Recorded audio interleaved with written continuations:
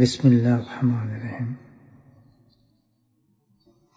نحمدہ ونصلی علی رسولہ الکریم اما بعد۔ ویسے تو اس دنیا میں ایک سے ایک بڑھ کر خوشبو ہے۔ کسی کو مشک کہتے ہیں، کسی کو عود کہتے ہیں، کسی کو کستوری کہتے ہیں اور بہت سے نام ہیں، مگر ایک خوشبو ایسی ہے کہ اس جہان میں بھی کیا جنت میں بھی ایسی خوشبو نہیں مل سکتی۔ میرا ذوق تو کہتا ہے کہ دیدار الہی کے وقت جنت میں کو یہی خوشبو لگائی جائے گی۔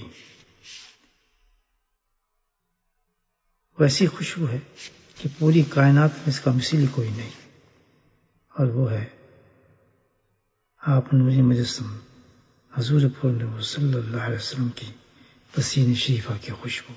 سبحان اللہ۔ ام سلمہ رضی اللہ تعالیٰ فرماتی ہیں کہ جب پیارے آقا صلی اللہ علیہ وسلم دوپہر کو کبھی میرے پاس آرام فرماتے تو میں آپ کی پسینے مبارک کو بوتل میں جمع کرتی رہتی تھی۔ آپ نے پوچھا تو میں نے عرض کیا کہ مدینہ میں جہاں شادی ہوتی ہے اپنی دلہنوں کے لیے لوگ یہ خوشبو لے جاتے ہیں، اور جس دلہن کو یہ خوشبو لگ جاتی ہے تو پورے مدینے میں اس دلہن کی خوشبو کی دھوم مچ جاتی ہے کہ کون سی خوشبو ہے اور کہاں سے لی ہے۔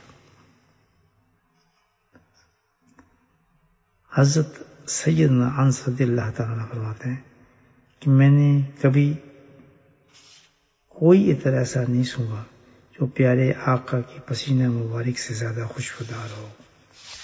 شمال ترمذی۔